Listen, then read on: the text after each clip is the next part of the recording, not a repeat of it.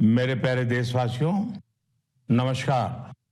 मन की बात में आपका फिर से स्वागत है, अभिनंदन है। कुछ ही दिनों में साल 2026 दस्तक देने वाला है और आज जब मैं आपसे बात कर रहा हूं तो मन में पूरे एक साल की यादें घूम रही हैं। कई तस्वीरें, कई चर्चाएं, कई उपलब्धियां जिन्होंने देश को एक साथ जोड़ दिया। 2025 ने हमें ऐसे कई पल दिए जिन पर हर भारतीय को गर्व हुआ। देश की सुरक्षा से लेकर खेल के मैदान तक, विज्ञान की प्रयोगशालाओं से लेकर दुनिया के बड़े मंचों तक भारत ने हर जगह अपनी मजबूत छाप छोड़ी। इस साल ऑपरेशन सिंदूर हर भारतीय के लिए गर्व का प्रतीक बन गया। दुनिया ने साफ देखा, आज का भारत अपनी सुरक्षा से कोई समझौता नहीं करता। ऑपरेशन सिंदूर के दौरान देश के कोने कोने से मां भारती के प्रति प्रेम और समर्पण की तस्वीरें सामने आई। लोगों ने अपने अपने तरीके से अपने भाव व्यक्त किए। साथियों, यही जज्बा तब भी देखने को मिला जब वंदे मातरम के 150 वर्ष पूरे हुए। मैंने आपसे आग्रह किया था कि हैशटैग वंदे मातरम 150 के साथ अपने संदेश और सुझाव भेजें। देशवासियों ने इस अभियान में बढ़ चढ़कर हिस्सा लिया। साथियों, 2025 खेल के लिहाज से भी एक यादगार साल रहा। हमारी पुरुष क्रिकेट टीम ने आईसीसी चैंपियंस ट्रॉफी जीती। महिला क्रिकेट टीम ने पहली बार विश्व कप अपने नाम किया। भारत की बेटियों ने women's blind T20 world cup जीतकर इतिहास रच दिया। एशिया कप T20 में भी तिरंगा शान से लहराया। पैरा एथलीटों ने विश्व चैंपियनशिप में कई पदक जीतकर ये साबित किया कि कोई बाधा हौसलों को नहीं रोक सकती। विज्ञान और अंतरिक्ष क्षेत्र में भी भारत ने बड़ी छलांग लगाई। शुभांशु शुक्ला पहले भारतीय बने जो इंटरनेशनल स्पेस स्टेशन तक पहुंचे। पर्यावरण संरक्षण और वन्य जीवों की सुरक्षा से जुड़े कई प्रयास भी 2025 की पहचान बने। भारत में चीतों की संख्या भी अब 30 से ज्यादा हो गई है। 2025 में आस्था, संस्कृति और भारत की अद्वितीय विरासत सब एक साथ दिखाई दी। साल के शुरुआत में प्रयागराज महाकुंभ के आयोजन ने पूरी दुनिया को चकित किया। साल के अंत में अयोध्या में राम मंदिर पर ध्वजारोहण के कार्यक्रम ने हर भारतीय को गर्व से भर दिया। स्वदेशी को लेकर भी लोगों का उत्साह खूब दिखाई दिया। लोग वही सामान खरीद रहे हैं जिसमें किसी भारतीय का पसीना लगा हो और जिसमें भारत की मिट्टी की सुगंध हो। आज हम गर्व से कह सकते हैं 2025 ने भारत को और अधिक आत्मविश्वास दिया है। ये बात भी सही है, इस वर्ष प्राकृतिक आपदाएं हमें झेलनी पड़ी, अनेक क्षेत्रों में झेलनी पड़ी। अब देश 2026 में नई उम्मीदों, नए संकल्पों के साथ आगे बढ़ने को तैयार है। मेरे प्यारे देशवासियों, आज दुनिया भारत को बहुत आशा के साथ देख रही है। भारत से उम्मीद की सबसे बड़ी वजह है हमारी युवा शक्ति। विज्ञान के क्षेत्र में हमारी उपलब्धियां, नए नए इनोवेशन, टेक्नोलॉजी का विस्तार, इनसे दुनिया भर के देश बहुत प्रभावित हैं। साथियों, भारत के युवाओं में हमेशा कुछ नया करने का जुनून है और वो उतने ही जागरूक भी हैं। मेरे युवा साथी कई बार मुझसे ये पूछते हैं कि नेशन बिल्डिंग में वो अपना योगदान और कैसे बढ़ाएं, वो कैसे अपने आइडिया शेयर कर सकते हैं। कई साथी पूछते हैं कि मेरे सामने वो अपने आइडियाज का प्रेजेंटेशन कैसे दे सकते हैं। हमारे युवा साथियों की इस जिज्ञासा का समाधान है विकसित भारत यंग लीडर्स डायलॉग। पिछले साल इसका पहला एडिशन हुआ था। अब कुछ दिन बाद उसका दूसरा एडिशन होने वाला है। अगले महीने की 12 तारीख को स्वामी विवेकानंद जी की जयंती के अवसर पर राष्ट्रीय युवा दिवस मनाया जाएगा। इसी दिन यंग लीडर्स डायलॉग का भी आयोजन होगा और मैं भी इसमें जरूर शामिल होऊंगा। इसमें हमारे युवा इनोवेशन, फिटनेस, स्टार्टअप और एग्रीकल्चर जैसे महत्वपूर्ण विषयों पर अपने आइडियाज शेयर करेंगे। मैं इस कार्यक्रम को लेकर बहुत ही उत्सुक हूं। साथियों, मुझे मुझे ये देखकर अच्छा लगा कि इस कार्यक्रम में हमारे युवाओं की भागीदारी बढ़ रही है। कुछ दिनों पहले ही इससे जुड़ा एक क्विज कंपटीशन हुआ। इसमें 50 लाख से अधिक युवा शामिल हुए। एक निबंध प्रतियोगिता भी हुई जिसमें स्टूडेंट्स ने विभिन्न विषयों पर अपनी बातें रखी। इस प्रतियोगिता में तमिलनाडु पहले और उत्तर प्रदेश दूसरे स्थान पर रहा। साथियों, आज देश के भीतर युवाओं को प्रतिभा दिखाने के नए नए अवसर मिल रहे हैं। ऐसे बहुत से प्लेटफॉर्म्स विकसित हो रहे हैं जहां युवा अपनी योग्यता और रुचि के अनुसार टैलेंट दिखा सकते हैं। ऐसा ही एक प्लेटफॉर्म है स्मार्ट इंडिया हैकेथॉन। एक और ऐसा माध्यम जहां आइडियाज एक्शन में बदलते हैं। साथियों, स्मार्ट इंडिया हैकेथॉन 2025 का समापन इसी महीने हुआ है। इस हैकेथॉन के दौरान 80 से अधिक सरकारी विभागों की 270 से ज्यादा समस्याओं पर स्टूडेंट्स ने काम किया। स्टूडेंट्स ने ऐसे सॉल्यूशन दिए जो रियल लाइफ चैलेंजेस से जुड़े थे, जैसे ट्रैफिक की समस्या है। इसे लेकर युवाओं ने स्मार्ट ट्रैफिक मैनेजमेंट से जुड़े बहुत ही इंटरेस्टिंग पर्सपेक्टिव शेयर किए। फाइनेंशियल फ्रॉड्स और डिजिटल एरेस जैसी चुनौतियों के समाधान पर भी युवाओं ने अपने आइडियाज सामने रखे। गांवों में डिजिटल बैंकिंग के लिए साइबर सिक्योरिटी फ्रेमवर्क पर सुझाव दिया। कई युवा एग्रीकल्चर सेक्टर की चुनौतियों के समाधान में जुटे रहे। साथियों, पिछले 7-8 साल में स्मार्ट इंडिया हैकेथॉन में 13 लाख से ज्यादा स्टूडेंट्स और 6,000 से ज्यादा इंस्टीट्यूट्स हिस्सा ले चुके हैं।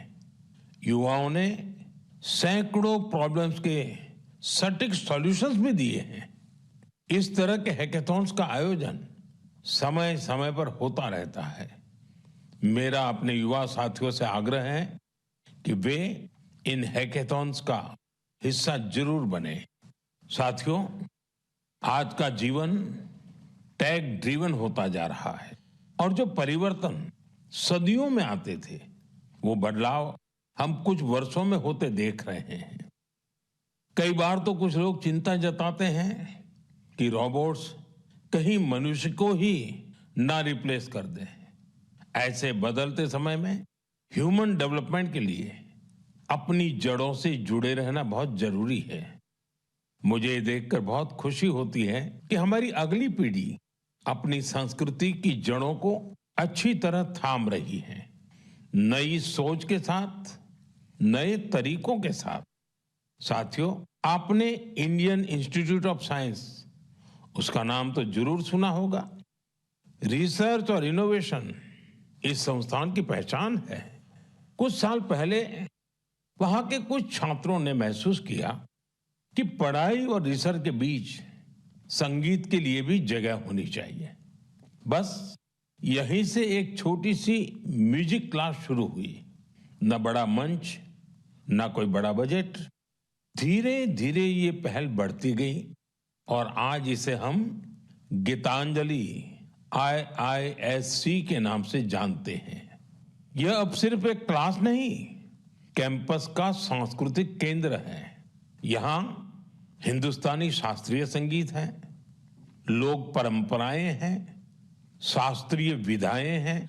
छात्र यहाँ साथ बैठकर रियाज करते हैं, प्रोफेसर साथ बैठते हैं, उनके परिवार भी जुड़ते हैं। आज 200 से ज्यादा लोग इससे जुड़े हैं और खास बात ये कि जो विदेश चले गए वो भी ऑनलाइन जुड़कर इस ग्रुप की डोर थामे हुए हैं। साथियों, अपनी जड़ों से जुड़े रहने के ये प्रयास सिर्फ भारत तक सीमित नहीं है। दुनिया के अलग अलग कोनों और वहां बसे भारतीय भी अपनी भूमिका निभा रहे हैं। एक और उदाहरण जो हमें देश से बाहर ले जाता है, ये जगह है दुबई। वहां रहने वाले कन्नड़ा परिवारों ने खुद से एक जरूरी सवाल पूछा। हमारे बच्चे टेक वर्ल्ड में आगे तो बढ़ रहे हैं, लेकिन कहीं वो अपनी भाषा से दूर तो नहीं हो रहे हैं। यहीं से जन्म हुआ कन्नड़ा पाठशाले का, एक ऐसा प्रयास जहां बच्चों को कन्नड़ा पढ़ना, सीखना, लिखना और बोलना सिखाया जाता है। आज इससे 1000 से ज्यादा बच्चे जुड़े हैं। वाकई कन्नड़ा नाडु नुडी नम्मा हेम्मे, कन्नड़ा की भूमि और भाषा हमारा गर्व है। साथियों, एक पुरानी कहावत है, जहां चाह वहां राह। इस कहावत को फिर से सच कर दिखाया है मणिपुर के एक युवा मोइरांगथेम सेठ जी ने। उनकी उम्र 40 साल से भी कम है। श्रीमान मोइरांगथेम जी मणिपुर के जिस दूर सुदूर क्षेत्र में रहते थे, वहां बिजली की बड़ी समस्या थी। इस चुनौती से निपटने के लिए उन्होंने लोकल सॉल्यूशन पर जोर दिया और उन्हें ये सॉल्यूशन मिला सोलर पावर में। हमारे मणिपुर में वैसे भी सोलर एनर्जी पैदा करना आसान है, तो मोइरांगथेम जी ने सोलर पैनल लगाने का अभियान चलाया और इस अभियान की वजह से आज उनके क्षेत्र के सैकड़ों घरों में सोलर पावर पहुंच गई है। खास बात यह है कि उन्होंने सोलर पावर का उपयोग हेल्थ केयर और आजीविका को बेहतर बनाने के लिए किया है। आज उनके प्रयासों से मणिपुर में कई हेल्थ सेंटर्स को भी सोलर पावर मिल रही है। उनके इस काम से मणिपुर की नारी शक्ति को भी बहुत लाभ मिला है। स्थानीय मछुआरों और कलाकारों को भी इससे मदद मिली है। साथियों, आज सरकार पीएम सूर्यघर मुफ्त बिजली योजना के तहत हर लाभार्थी परिवार को सोलर पैनल लगाने के लिए करीब करीब 75 से 80 हजार रुपए दे रही है। मोइरांगथेम जी के ये प्रयास यूं तो व्यक्तिगत प्रयास है, लेकिन सोलर पावर से जुड़े हर अभियान को नई गति दे रहे हैं। मैं मन की बात के माध्यम से उन्हें अपनी शुभकामनाएं देता हूं। मेरे प्यारे देशवासियों, आइए अब जरा हम जम्मू कश्मीर की तरफ चलते हैं। जम्मू कश्मीर की सांस्कृतिक और ऐतिहासिक विरासत, उसकी एक ऐसी गाथा साझा करना चाहता हूं जो आपको गर्व से भर देगी। जम्मू कश्मीर के बारामूला में जेहनपोरा नाम की एक जगह है। वहां लोग बरसों से कुछ ऊंचे ऊंचे टीले देखते आ रहे थे। साधारण से टीले, किसी को नहीं पता था कि क्या है। फिर एक दिन आर्कियोलॉजिस्ट की नजर इन पर पड़ी। जब उन्होंने इस इलाके को ध्यान से देखना शुरू किया तो ये टीले कुछ अलग लगे। इसके बाद इन टीलों का वैज्ञानिक अध्ययन शुरू किया गया। ड्रोन के जरिए ऊपर से तस्वीरें ली गई, जमीन की मैपिंग की गई और फिर कुछ हैरान करने वाली बातें सामने आने लगी। पता चला ये टीले प्राकृतिक नहीं है, ये इंसान द्वारा बनाई गई किसी बड़ी इमारत के अवशेष है। इसी दौरान एक और दिलचस्प कड़ी जुड़ी। कश्मीर से हजारों किलोमीटर दूर फ्रांस के एक म्यूजियम के आर्काइव में एक पुराना धुंधला सा चित्र मिला। बारामूला के उस चित्र में 3 बौद्ध स्तूप नजर आ रहे थे। यहीं से समय ने करवट ली और कश्मीर का एक गौरवशाली अतीत हमारे सामने आया। ये करीब 2000 साल पुराना इतिहास है। कश्मीर के जहनपोरा का ये बौद्ध परिसर हमें याद दिलाता है कश्मीर का अतीत क्या था, उसकी पहचान कितनी समृद्ध थी। मेरे प्यारे देशवासियों, अब मैं आपसे भारत से हजारों किलोमीटर दूर एक ऐसे प्रयास की बात करना चाहता हूं जो दिल को छू लेने वाला है। फिजी में भारतीय भाषा और संस्कृति के प्रसार के लिए एक सराहनीय पहल हो रही है। वहां की नई पीढ़ी को तमिल भाषा से जोड़ने के लिए कई स्तरों पर लगातार प्रयास किए जा रहे हैं। पिछले महीने फिजी के राकी इलाके में वहां के एक स्कूल में पहली बार तमिल दिवस मनाया गया। उस दिन बच्चों को एक ऐसा मंच मिला जहां उन्होंने अपनी भाषा पर खुले दिल से गौरव व्यक्त किया। बच्चों ने तमिल में कविताएं सुनाई, भाषण दिए और अपनी संस्कृति को पूरे आत्मविश्वास के साथ मंच पर उतारा। साथियों, देश के भीतर भी तमिल भाषा के प्रचार के लिए लगातार काम हो रहा है। कुछ दिन पहले ही मेरे संसदीय क्षेत्र काशी में चौथा काशी तमिल संगमम हुआ। अब मैं आपको एक ऑडियो क्लिप सुनाने जा रहा हूं। आप सुनिए और अंदाजा लगाइए तमिल बोलने की कोशिश कर रहे ये बच्चे कहाँ के हैं। வணக்கம். பாரத் அரசங்கத்தல் ஓரி பாரதம் உன்னத பாரதம் நடத்தப்பட்ட காசி தமிழ் சங்கமம் 4 தமிழ் கற்போம் நான் ரொம்ப கார்க்கே உதாரணத்துக்கு ஏன் தமிழில் इंट्रोडक्शन कासियोड़ भूमिल नानु पायल पटेल और सुपिंस इंटर कॉलेज की मानवी अनेवरकुम ये वणक्कम। साथियों, आपको जानकर हैरानी होगी तमिल भाषा में इतनी सहजता से अपनी बात रखने वाले ये बच्चे काशी के हैं, वाराणसी के हैं। इनकी मातृभाषा हिंदी है, लेकिन तमिल भाषा के प्रति लगाव ने इन्हें तमिल सीखने के लिए प्रेरित किया है। इस साल वाराणसी में काशी तमिल संगमम के दौरान तमिल सीखने पर खास जोर दिया गया था।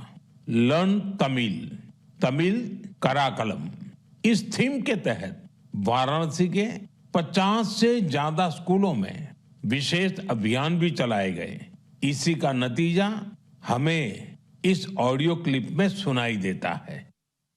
पेर वैष्णव नान निवेदिता शिक्षा सदन बालिका इंटर कॉलेज वाराणसी पढ़िक्किरेन नान काशी तमिल कर्कलाम 4.0 ला तमिल भाषा टिक्कावुम इल्लुवम करेन इंधा वयपुक्क पराधान नरेंद्र मोदी अवगलेकु नान नंटी सोलिगरेन। साथियों, तमिल भाषा दुनिया की सबसे प्राचीन भाषा है। तमिल साहित्य भी अत्यंत समृद्ध है। मैंने मन की बात में काशी तमिल संगमम में भाग लेने का आग्रह किया था। मुझे खुशी है कि आज देश के दूसरे हिस्सों में भी बच्चों और युवाओं के बीच तमिल भाषा को लेकर नया आकर्षण दिख रहा है। यही भाषा की ताकत है, यही भारत की एकता है। साथियों, अगले महीने हम देश का 77वां गणतंत्र दिवस मनाएंगे। जब भी ऐसे अवसर आते हैं तो हमारा मन स्वतंत्रता सेनानियों और संविधान निर्माताओं के प्रति कृतज्ञता के भाव से भर जाता है। हमारे देश ने आजादी पाने के लिए लंबा संघर्ष किया है। आजादी के आंदोलन में देश के हर हिस्से के लोगों ने अपना योगदान दिया है, लेकिन दुर्भाग्य से आजादी के अनेकों नायक नायिकाओं को वो सम्मान नहीं मिला जो उन्हें मिलना चाहिए था। ऐसी ही एक स्वतंत्रता सेनानी है ओडिशा की पार्वती गिरी जी। जनवरी 2026 में उनकी जन्म शताब्दी मनाई जाएगी। उन्होंने 16 वर्ष की आयु में भारत छोड़ो आंदोलन में हिस्सा लिया था। साथियों, आजादी के आंदोलन के बाद पार्वती गिरि जी ने अपना जीवन समाज सेवा और जनजातीय कल्याण को समर्पित कर दिया था। उन्होंने कई अनाथालयों की स्थापना की। उनका प्रेरक जीवन हर पीढ़ी का मार्गदर्शन करता रहेगा। मैं पार्वती गिरि जी को श्रद्धांजलि अर्पण करूं छी। साथियों, ये हमारा दायित्व है कि हम अपनी विरासत को न भूलें।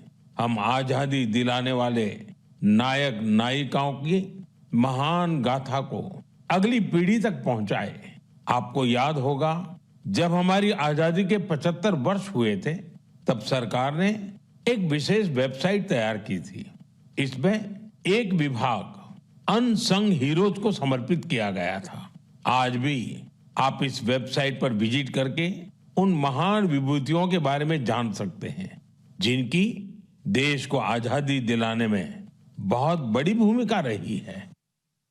मेरे प्यारे देशवासियों, मन की बात के जरिए हमें समाज की भलाई से जुड़े महत्वपूर्ण विषयों पर चर्चा करने का एक बहुत अच्छा अवसर मिलता है। आज मैं एक ऐसे मुद्दे पर बात करना चाहता हूं जो हम सभी के लिए चिंता का विषय बन गया है। ICMR यानी Indian council of medical research ने हाल ही में एक रिपोर्ट जारी की है। इसमें बताया गया है कि निमोनिया और UTI जैसी कई बीमारियों के खिलाफ एंटीबायोटिक दवाएं कमजोर साबित हो रही हैं। हम सभी के लिए यह बहुत ही चिंताजनक है। रिपोर्ट के मुताबिक इसका एक बड़ा कारण लोगों द्वारा बिना सोचे समझे एंटीबायोटिक दवाओं का सेवन है। एंटीबायोटिक ऐसी दवाएं नहीं हैं जिन्हें यूं ही ले लिया जाए। इनका इस्तेमाल डॉक्टर की सलाह से ही करना चाहिए। आजकल लोग यह मानने लगे हैं कि बस एक गोली ले लो, हर तकलीफ दूर हो जाएगी। यही वजह है कि बीमारियां और संक्रमण इन एंटीबायोटिक दवाओं पर भारी पड़ रहे हैं। मैं आप सभी से आग्रह करता हूं कि कृपया अपनी मनमर्जी से दवाओं का इस्तेमाल करने से बचें। एंटीबायोटिक दवाओं के मामले में तो इस बात का ध्यान रखना बहुत जरूरी है।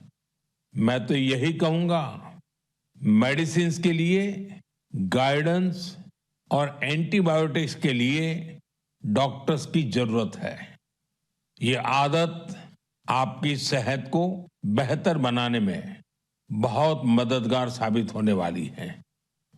मेरे प्यारे देशवासियों, हमारी पारंपरिक कलाएं समाज को सशक्त करने के साथ ही लोगों की आर्थिक प्रगति का भी बड़ा माध्यम बन रही है।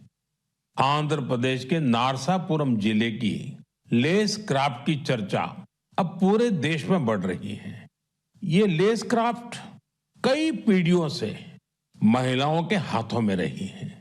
बहुत धैर्य और बारीकी के साथ देश की नारी शक्ति ने इसका संरक्षण किया है। आज इस परंपरा को एक नए रंग रूप के साथ आगे ले जाया जा रहा है। आंध्र प्रदेश सरकार और नाबार्ड मिलकर कारीगरों को नए डिजाइन सिखा रहे हैं, बेहतर स्किल ट्रेनिंग दे रहे हैं और नए बाजार से जोड़ रहे हैं। नारसापुरम लेस को GI टैग भी मिला है। आज इससे 500 से ज्यादा प्रोडक्ट्स बन रहे हैं और 250 से ज्यादा गांवों में करीब करीब 1 लाख महिलाओं को इससे काम मिल रहा है। साथियों, मन की बात ऐसे लोगों को सामने लाने का भी मंच है जो अपने परिश्रम से ना सिर्फ पारंपरिक कलाओं को आगे बढ़ा रहे हैं, बल्कि इससे स्थानीय लोगों को सशक्त भी कर रहे हैं। मणिपुर के चुराचांदपुर में मार्गरेट राम थारसी एमजी, उनके प्रयास ऐसे ही हैं। उन्होंने मणिपुर के पारंपरिक उत्पादों को, वहां के हैंडीक्राफ्ट को, बांस और लकड़ी से बनी चीजों को एक बड़े विजन के साथ देखा और इसी विजन के कारण वो एक हैंडीक्राफ्ट आर्टिस्ट से लोगों के जीवन को बदलने का माध्यम बन गई। आज मार्गरेट जी की यूनिट, उसमें 50 से ज्यादा आर्टिस्ट काम कर रहे हैं और उन्होंने अपनी मेहनत से दिल्ली समेत देश के कई राज्यों में अपने प्रोडक्ट्स का एक मार्केट भी डेवलप किया है। साथियों, मणिपुर से ही एक और उदाहरण सेनापति जिले की रहने वाली चोखोने क्रिचेना जी का है। उनका पूरा परिवार परंपरागत खेती से जुड़ा रहा है। क्रिचेना ने इस पारंपरिक अनुभव को एक और विस्तार दिया। उन्होंने फूलों की खेती को अपना पैशन बनाया। आज वो इस काम से अलग अलग मार्केट्स को जोड़ रही है और अपने इलाके की लोकल कम्युनिटीज को भी एम्पावर कर रही है। साथियों, ये उदाहरण इस बात का पर्याय है कि अगर पारंपरिक ज्ञान को आधुनिक विजन के साथ आगे बढ़ाएं तो ये आर्थिक प्रगति का बड़ा माध्यम बन जाता है। आपके आसपास भी ऐसी सक्सेस स्टोरीज हो तो मुझे जरूर शेयर करिए। साथियों, हमारे देश की सबसे खूबसूरत बात यह है कि साल भर हर समय देश के किसी न किसी हिस्से में उत्सव का माहौल रहता है। अलग अलग पर्व त्योहार तो है ही, साथ ही विभिन्न राज्यों के स्थानीय उत्सव भी आयोजित होते रहते हैं। यानी अगर आप घूमने का मन बनाएं तो हर समय देश का कोई न कोई कोना अपने यूनिक उत्सव के साथ तैयार मिलेगा। ऐसा ही एक उत्सव इन दिनों कच्छ के रण में चल रहा है। इस साल कच्छ रणोत्सव का यह आयोजन 23 नवंबर से शुरू हुआ है, जो 20 फरवरी तक चलेगा।